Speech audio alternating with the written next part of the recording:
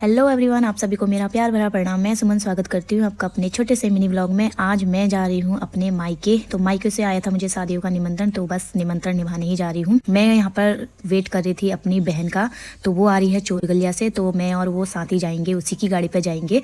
तो जितना सामान मेरा है ना उतना सामान उसका भी है। तो देखो आज गाड़ी में एडजस्ट हो पाता है नहीं हो पाता है, हम एडजस्ट हो पाते हैं नहीं हो पाते हैं।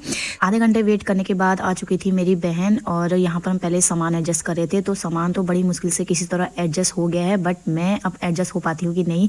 डुग्गू तो पहले ही बैठ गया है और मैं भी अच्छे से बैठ गई थी। डुग्गू और वंशु आपस में बहुत टाइम बाद मिल रहे थे, तो काफी ज्यादा मस्ती कर रहे थे। डुग्गू भी अकेला है और वंशु भी, तो दोनों आपस में मिल गए। तो साथ में अगर बच्चे को बच्चे मिल जाए ना खेलने के लिए तो काफी ज्यादा मस्ती करते हैं। और जैसे ही मैं गाड़ी में बैठी ना, मेरा मुंह भर गया था पानी से, क्योंकि मुझे पहाड़ जाते टाइम ना काफी ज्यादा वॉमिटिंग होती है। मैं अपने को मतलब संभाल नहीं पाती हूँ, इतनी ज्यादा वॉमिटिंग होती है ना कि क्या पता, मैं बेहोश हो जाती हूँ पूरे रास्ते भर गाड़ी में। और मेरे साथ साथ में ना मेरे बेटे को भी होती है, डुग्गू को। मैं डर रही थी कि कहीं डुग्गू को भी ना वॉमिटिंग हो जाए, मैं कैसे संभालूंगी उसे। पर थैंक गॉड कि डुग्गू को नहीं हुई, क्योंकि डुग्गू और वंशु ना काफ़ी ज़्यादा मस्ती करते करते गए गाड़ी में।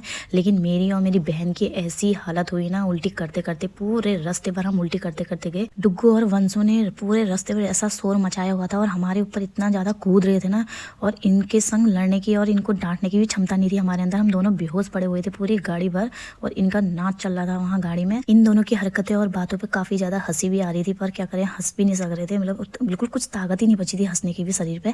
फाइनली हम पहुंच गए थे अपने मायके, और मायके पहुंचते ही हम दोनों ने सबके पैर छुए। उसके बाद हम दोनों ने सीधे पकड़ लिया था बिस्तर, क्योंकि हमारी ऐसी हालत हो गई थी ना कि हमें थोड़ी देर बैठने की भी मतलब मन नहीं कर रहा था, बैठने का भी लेटने का ही मन कर रहा था। और दोनों बच्चों को भी हमने अपने साथ अंदर कमरे में ही बंद कर दिया था, क्योंकि इनके पीछे पीछे भागने की बिल्कुल भी क्षमता नहीं थी। ये सीढ़ियों से ऊपर नीचे दौड़ लगा रहे थे, तो इसलिए हमने इनको कमरे में ही बंद कर दिया। और आज है रेखा की दुनिया की महिला संगीत, और महिला संगीत में जाने की हालत हमारी बिल्कुल भी नहीं है। तो रेखा को इस चीज के लिए सॉरी। तो हम लोग थोड़ा सा आराम करते हैं, तभी जाके हमारे शरीर में जान आएगी। और दोनों बच्चों को भी जबरदस्ती सुलाना पड़ेगा, तभी हम दोनों भी आराम कर सकते हैं। तो आज के मिनी व्लॉग में इतना ही। मिलते हैं नेक्स्ट मिनी व्लॉग में। Bye bye and take care.